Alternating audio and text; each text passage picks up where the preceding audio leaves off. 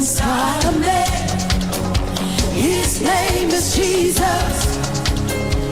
I'm born a winner, more than victorious. I'm a heir of His kingdom, filled with hey.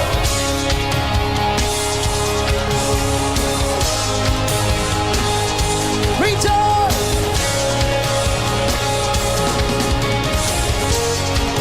I'm gonna dance and praise Him. Come on. I'm gonna dance and praise Him.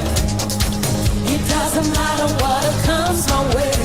The greater one lives inside. His name is Jesus. His name is Jesus. I'm born a winner. I'm born a winner, more than victorious. I'm a heir of His kingdom, filled with the Holy Ghost. I rejoice in Him. I rejoice in Him. I rejoice more than a conqueror. Rejoice in the head.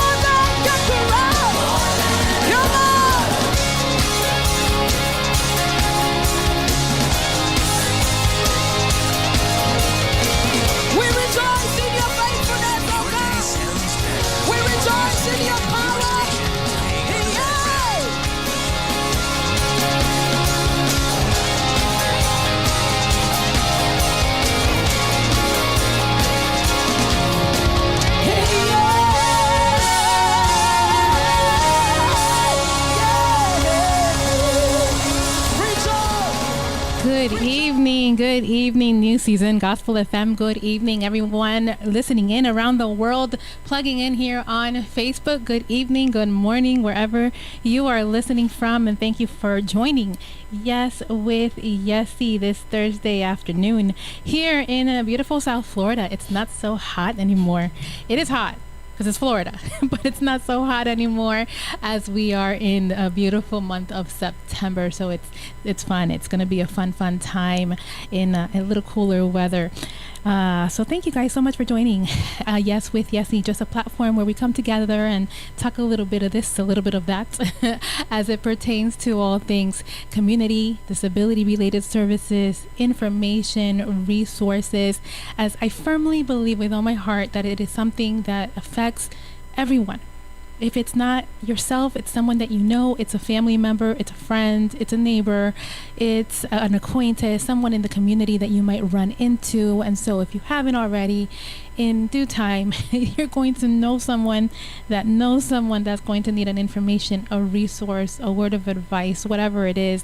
And what better way to have something to respond to that person, have a resource for that person than to prepare, right? To prepare for that moment. And I feel like when we prepare for that particular moment or that opportunity, as I see it as an opportunity to help someone, it surely will come your way. I have shared my testimony many a times where I'm a service provider for individuals with disabilities. I am a person that lives with a disability. And so I know with all my heart that God has made me wonderfully and uniquely made for his purpose, on purpose, to be able to be a help and a voice to so many out there that perhaps would not have one.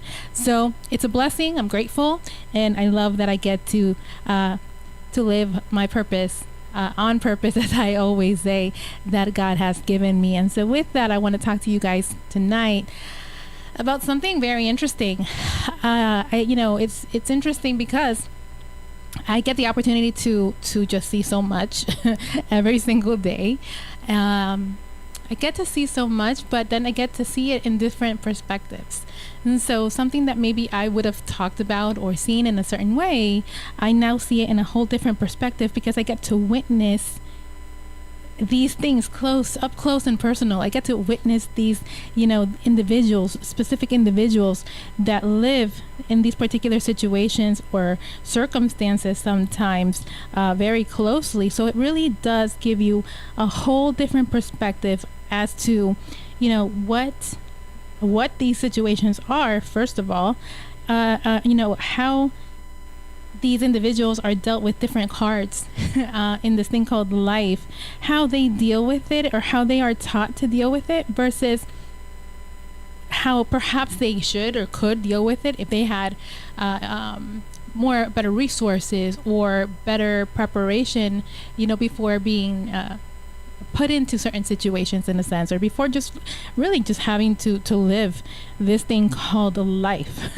as we all have to do, right? And so to be honest, it's mind-blowing that sometimes I'm going to put myself on the side of the people with disabilities because I do have my disability, right? So it's mind-blowing that sometimes those that do not have a disability, those are in your general public, your general community, it's really mind-blowing how there's really a lack of ignorance, number one, on how people with disabilities live, and even a little bit more as to, yes, we might have a disability, but we live or would like to live regular, quote unquote normal lives just like everybody else. And I see a lot of situations, directly pertaining to this subject on an everyday basis.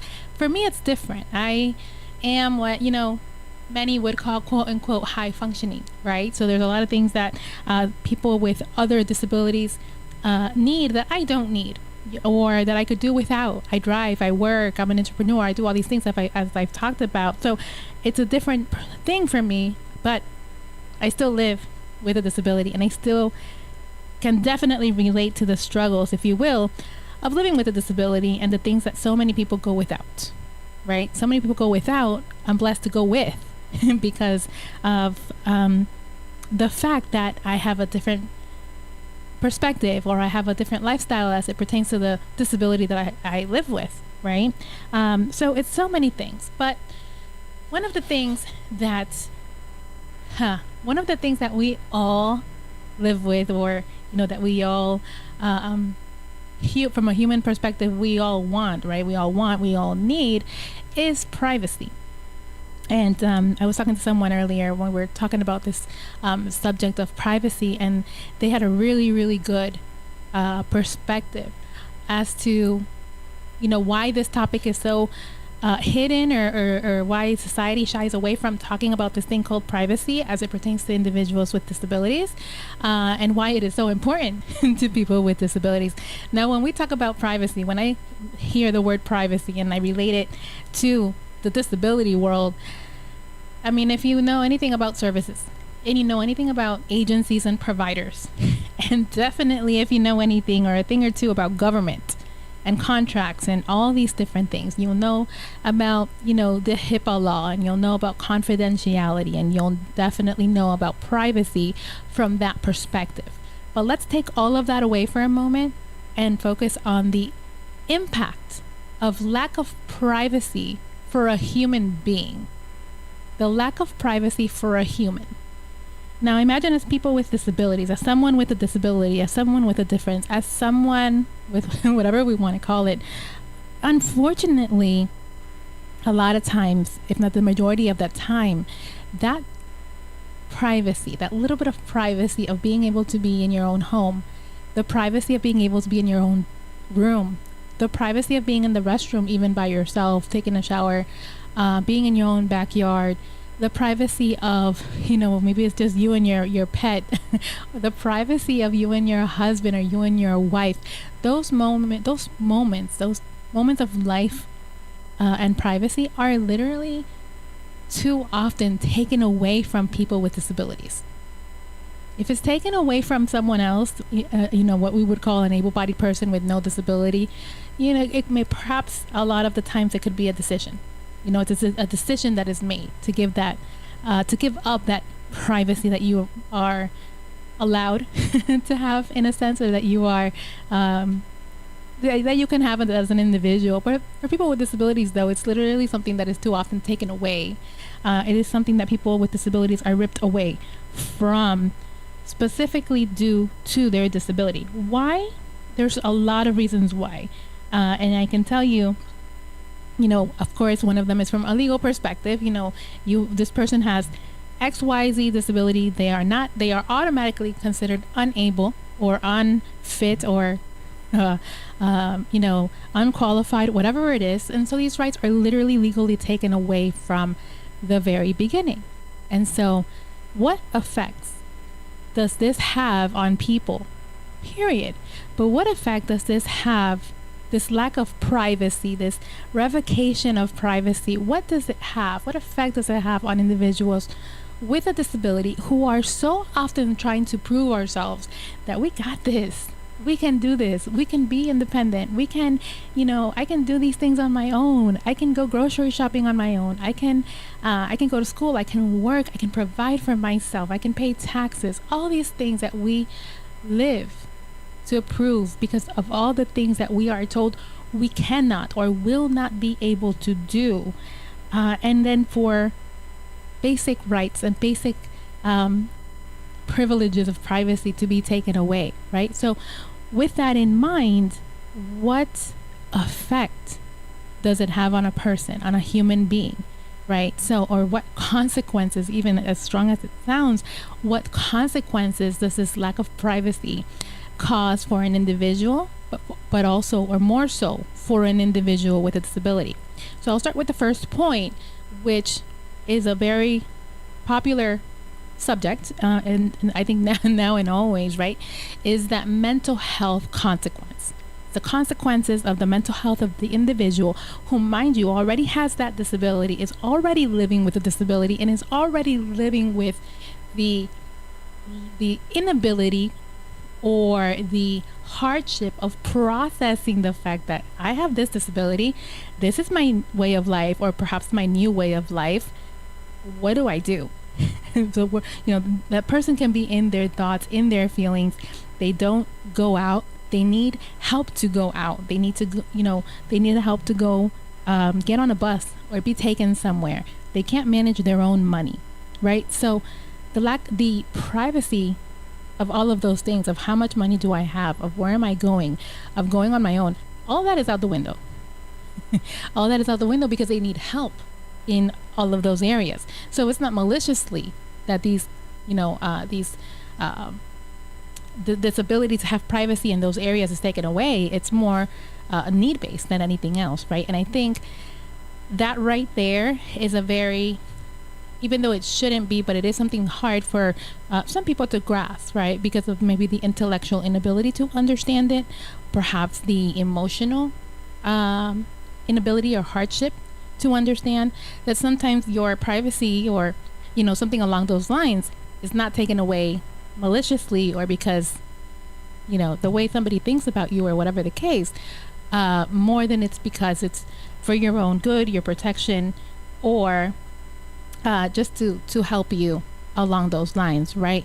So increased anxiety and stress, again, we're talking about the consequences from a mental health perspective of that lack of privacy, right?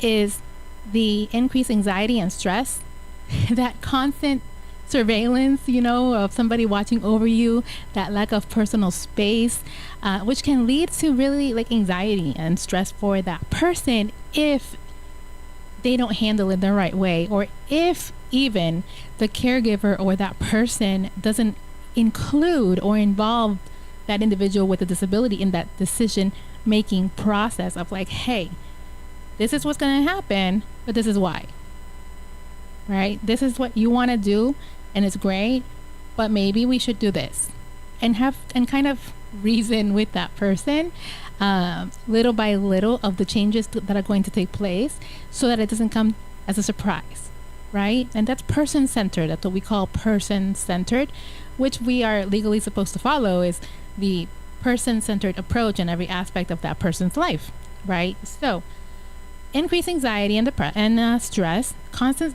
surveillance, or the lack of personal space, which can lead to the anxieties and the stress as we're talking about. The individuals can feel like they're always being watched, as I mentioned earlier, like we're always being watched or judged even, which can, really affect that person's well-being. Like, why are they always around me? Why are they always, why do they always have to look after me, right? And so when this became a big deal, or started to become a big deal in conversation, people were talking about, okay, well then let's develop a buddy system, right? Because sometimes, a lot of times, if not all the time, we can connect and relate better or more to a person our age or that has similar functions as we do, that can relate to our disability, to our needs. So kind of like that buddy system or that sense of community, as I love to call it, where you feel like it's okay. You feel like it's okay to be who you are. It's okay to do what you have to do and go through whatever it is that you have to go through, right? So that's a solution that I would love to see, just generally speaking, in the community, like in schools and things like that. But it is hard.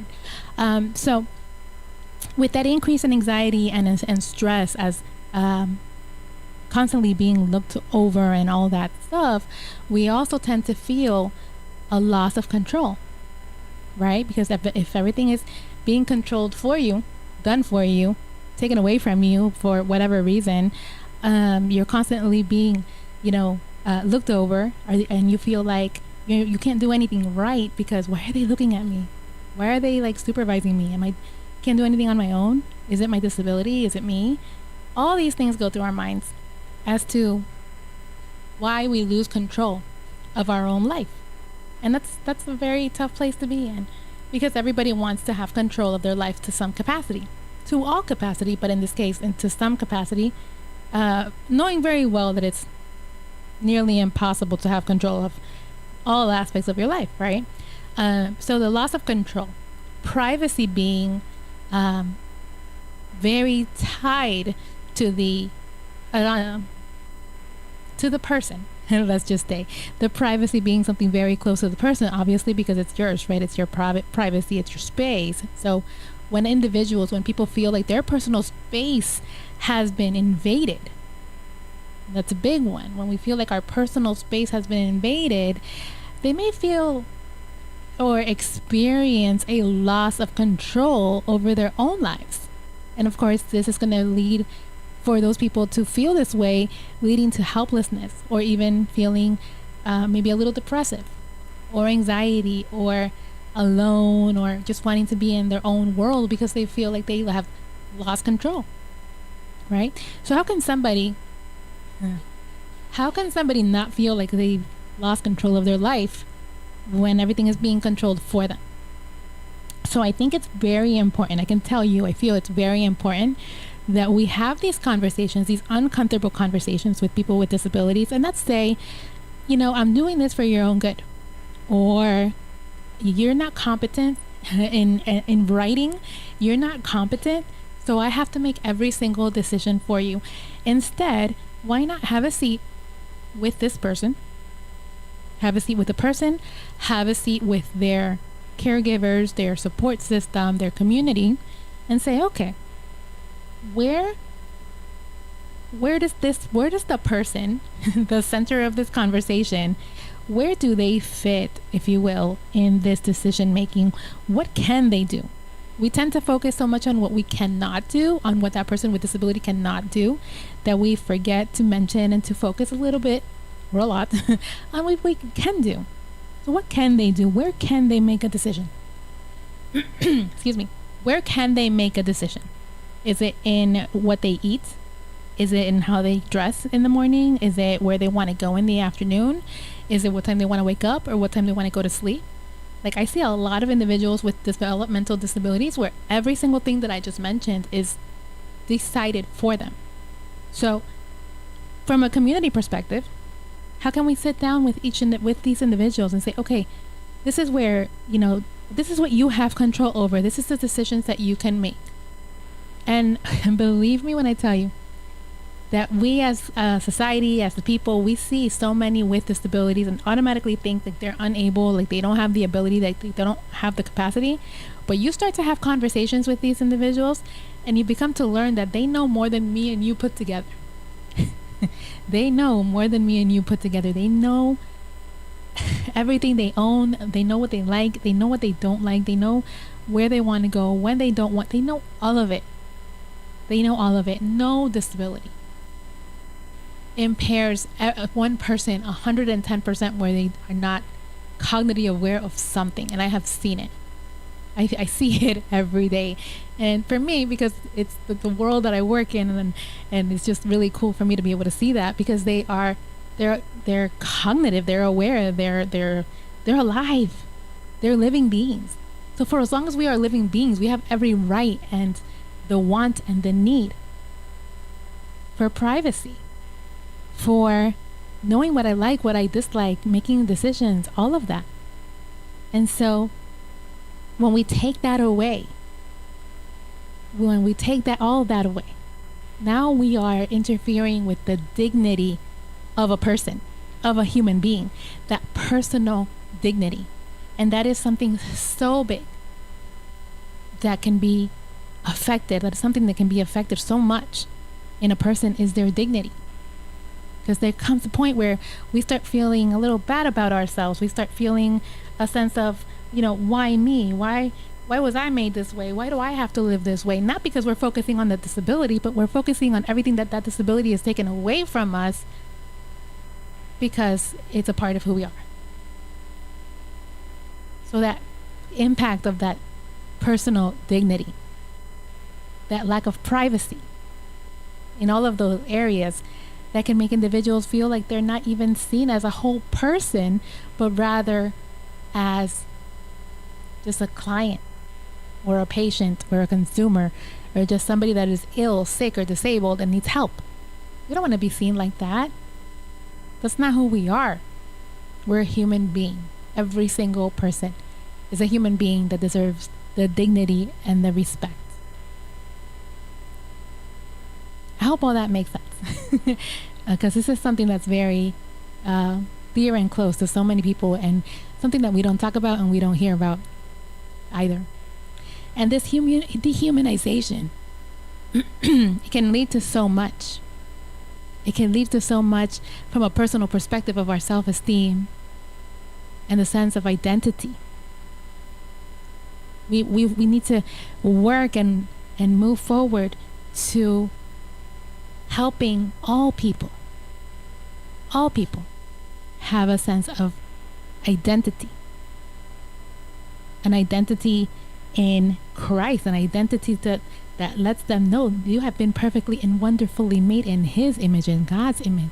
Not the world's image, not the human's image, God's image. And with that, help us to see our talents, our skills, our abilities, pull out the best in every single one. Not focusing on taking things away, dehumanizing, taking away our rights. Like, how much longer? How much longer are we going to be in this mindset, in this frame of mind, that people with disabilities are any less than any other human being?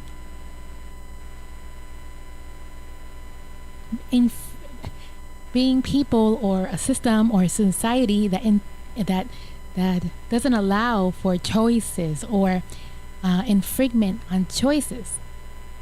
Someone having privacy allows that person, privacy allows people and individuals to make personal choices about their lives, including how they present themselves as a person with a disability.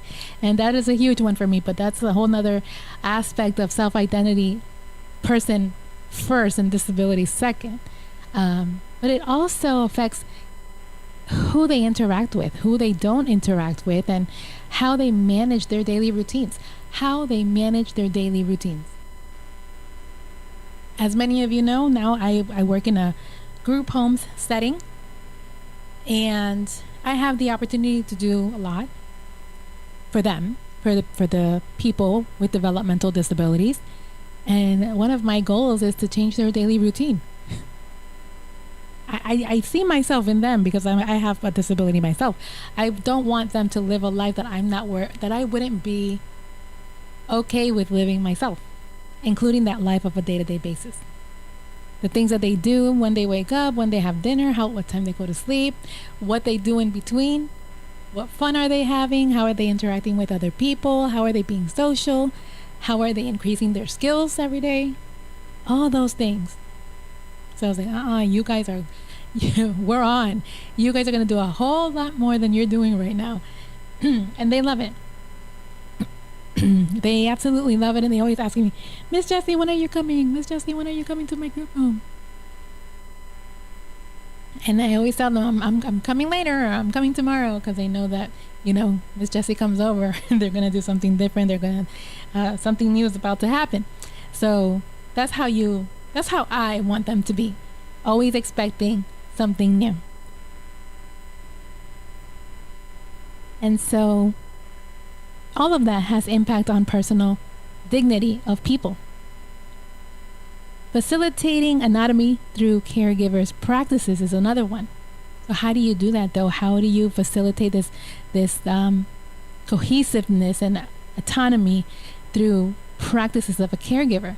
And so that, for me, when I tell them I'm coming over, we're going to do, these activities, that's what that's referring to is, what are you creating? What kind of environment are you creating? What kind of practices are you creating to change these things, to change the,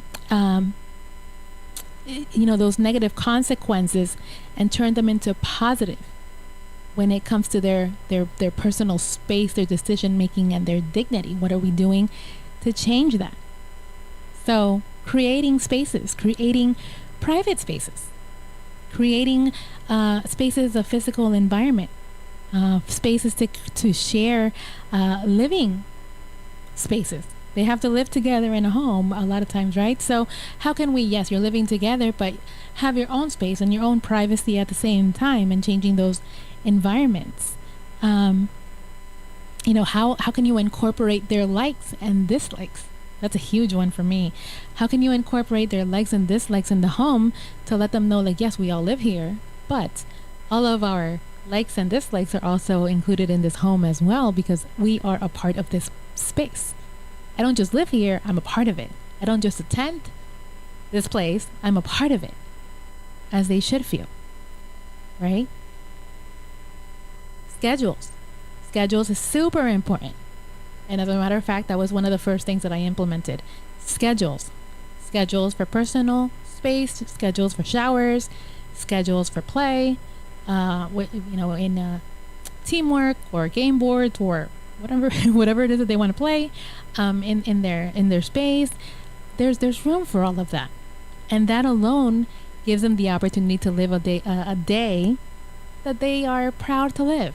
That they're just not on the couch like, here I am, right? And that's very important.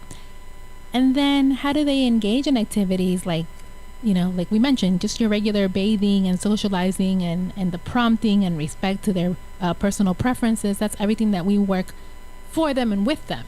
Because we're not just implementing and doing it for them, but we have to teach every single person as they're going along with it as well. Communication and respect is a huge one, which should be 24/7. We have open dialogues. Having open dialogues with each other and with people with disabilities is important because everyone has an opinion. Everyone has an opinion. Everyone has something to say. Everyone has a thought.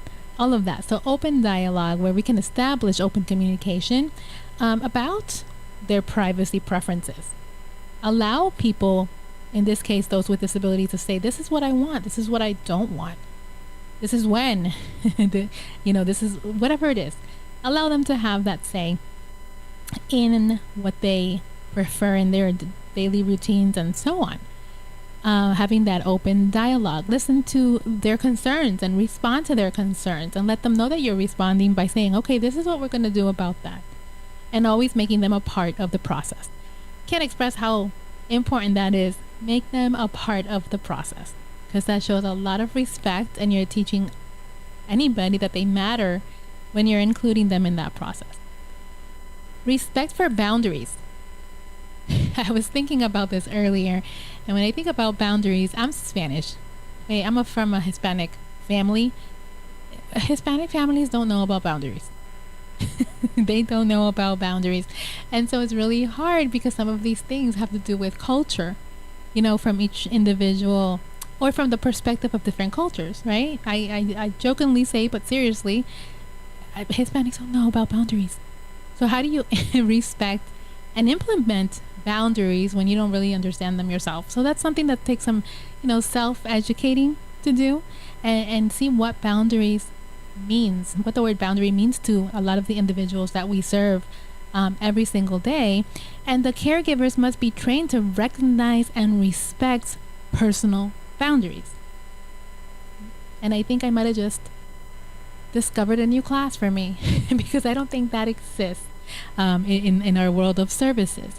How do you establish that open communication with people about the privacy and the boundaries? And what are those boundaries? What's a list of what those potential boundaries can be? That's a big question. So communication and respect. That's all what it comes down to, that open dialogue, communication, respect, and the respect for boundaries. And when you have that conversation, caregivers can definitely learn a lot about boundaries and the right for the privacy, just like anybody else. And then you have providing adaptive tools, rather. With all these things that we want to do and we want to talk about and we want to implement, what are some adaptive tools that we can provide? Like the assistive technology. I've talked about assistive technology before, where it can it could increase someone's ability to communicate, to learn a computer, to have a voice. Like there's people that have a voice through their assistive technology. It can allow for great independence, smart home devices. It can help individuals maintain privacy as well and safety, always safety first. And the personal care aids, providing tools that facilitate personal care without the need of constant assistance, constant help, or somebody constantly being there. So what are different ways that we can allow for people to have the services that they need with these adaptive tools where they can have a little bit more privacy while they're doing what they have to do with these personal care aids? that's a big one. And that's a very interesting one to explore. And then all in all, when we think about what we have talked about, and when we think about that privacy and all that good stuff, the way that privacy, mental health, and personal dignity intertwine and come together is so important and so crucial to individuals with disabilities. Like, super important. And when we implement these practices that at the end of the day respects people, the privacy, the rules, the regulations, the boundaries, it's all for the respect, self-respect, the respect of the people, and it promotes anatomy. Caregivers, more than anything, other than the people themselves, can significantly enhance the quality of life for those people that they support, whether in a private setting at home, whether in a group home setting, whether in an adult day training program or a senior day training program, all of that. And then you can definitely provide more and better supports when you really know about that person's needs. And so it fosters a more dignified living experience. At the end of the day, I think that's what it comes down to, right? It's everybody wants dignity and live a life of dignity. And just because we live a life, or if we live our life with a disability, doesn't mean that we don't want dignity or deserve it, or that we deserve some kind of freedom, respect, everything everybody else wants, right? It just fosters just an overall more dignified living experience for all people, ultimately leading to improved mental health and a stronger sense of self-worth. If someone lives a life with a disability, trust me when I tell you that one of the things that we long for is a sense of self-worth. Another thing that we long for is inclusivity, to be included. You know, sometimes I not anymore, not anymore, because I know now, but you know, I've always been an advocate for inclusion of individuals with disabilities in the community. It's just always been one of my passions. I love people. I love diversity, and I love to be included, to be a part of the world, because I know what it's like to not be included. I know what it is to be pushed aside because I have a disability. So when I understood, it sounds crazy, but when I understood that the reason I was such a big advocate and am such a big advocate for inclusion of individuals with disabilities is because once upon a time I felt left out myself. But then I learned that if I don't include myself in a sense, or voice that I want to be included, no one's going to include me the right way, the healthy way, the healthy way, right? And so I think that with all of these things that we're talking about, it's at the end of the day, it's that need and that want for a human being to be treated with respect, with dignity, and be included to a life that is as normal as possible. There has to be a piece of our life that we can live as normal as possible, just like everybody else, because every other aspect of our lives includes adapting, includes caregivers, aides, parents, headaches, work, nurses, doctors, hospitals, all of that. If imagine living a life where all you ever, have to live is that routine of doctors and group homes and centers and medicine and treatments and nurses and all these different things, that there has to be that one area of our life that is mine, that is selfishly mine, that where I'm included, where it's a normalcy for me. It's a sense of normalcy. I'm a different breed because I'm more high functioning. I have, the blessing of living a normal life as normal as possible. I have my home and everything. And in my home and my church, are the two places where my disability doesn't matter. It's there. I know it's there. I know everybody knows it's there. It just doesn't matter. Literally, it doesn't matter. And I think that's what we look for when we talk about all these things about dignity and inclusivity and, asking for respect and all these different things. Because we just want to be treated like everybody else. That's all. That's all it is. That's all it is. All of us, from head to toe, with our differences, our difficulties, our good, the bad, and the ugly. So, I hope you guys learned something today. And apologies for my voice. I have no voice. Apparently, I have no voice left at the end of the day. Some days. But it's okay. It's okay. So, all in all, as I always say, again, as people with disabilities, we just want to be treated like everybody else. And in this case, we were talking about exploring that lack of, or the impact rather, of the lack of privacy on mental health and personal dignity and all that stuff. And again, no matter how many services and people are included in those services that we have to obtain, everyone needs some kind of privacy, dignity, and respect.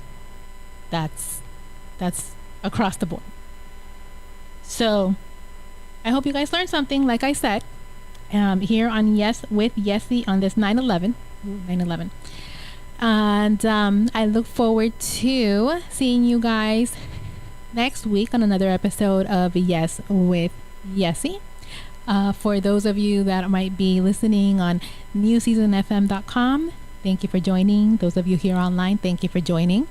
It's greatly appreciated. Make sure you go ahead and share the broadcast. Let others know that Yes with Yesse has been on this Thursday afternoon. And you never know how it can help somebody. You never know how information can help just one person. All right. And if you or anyone you know is living with a disability, you need information, you need resources, you need further explanation on something, you need mentorship, you need an application assistance, information resources, you want to be included in the community through activities and things going on, and you just maybe haven't found your niche, or you don't know how, or independent living skills, anything at all that will help you or that loved one become the best version of themselves, living with whatever disability or difference you're living with, let me know. I'd be more than happy to guide you and help you. And you guys can contact me through my disability programs and training. And it's DPT for Disability Programs Training, dptmanagement.org, dptmanagement.org. And to be honest with you, it doesn't matter where in the world you are. We'll figure it out in your area and make sure you get the help that you need. So dptmanagement.org. You can always go to yeswithyesse.com, yeswithyesse.com, and send me an email, yeswithyesse, just like the website, at gmail.com. yeswithyesse@gmail.com. All right. And all of that courtesy of New Season Gospel FM, your number one gospel station right here. All right. So I look forward to seeing you guys again next week, God's willing, on another episode of Yes with Yesse. Tomorrow, though, before that, is Friday. Hallelujah, it's Friday. Come on back tomorrow morning for In His Presence prayer time, followed by the Pastor Steve show. You don't want to miss it. And it's always a fun Friday, all right? And if you're on this neck of the woods in Sunrise, Fort Lauderdale, Lauderhill, come on visit New Season Worship Center. New Season Worship Center, a Christian non-denominational church, this Sunday at 11 a.m. You don't want to miss it, rather. We're right here, located at 4660 North University Drive, Lauderhill, Florida, 33319. Or you can go ahead and visit the website, newseasonwc.com. All right. And if you're there and you're a part of the family, please don't forget that your support is everything. Your support is necessary and needed. And the ways that you can give are scrolling on the screen right now. You can go directly on the website, newseasonfm.com. You can go to PayPal, wordmusic47@hotmail.com. You can do it via Cash App, $New Season WC. And you can Zelle at 954-536-1821. All right. So, hope you got all of that. You got any questions, just reach out. All right. Thanks, guys, and have a great rest of your evening. Have a great Friday and weekend. And I look forward to seeing you next week on another episode of Yes with Yesse. All right. Until next time. Artists. Hi, this is Cece Winans. What's going on, everybody? It's your boy Jermaine Dolly, Mr. Hello Dolly himself. This is James Hall.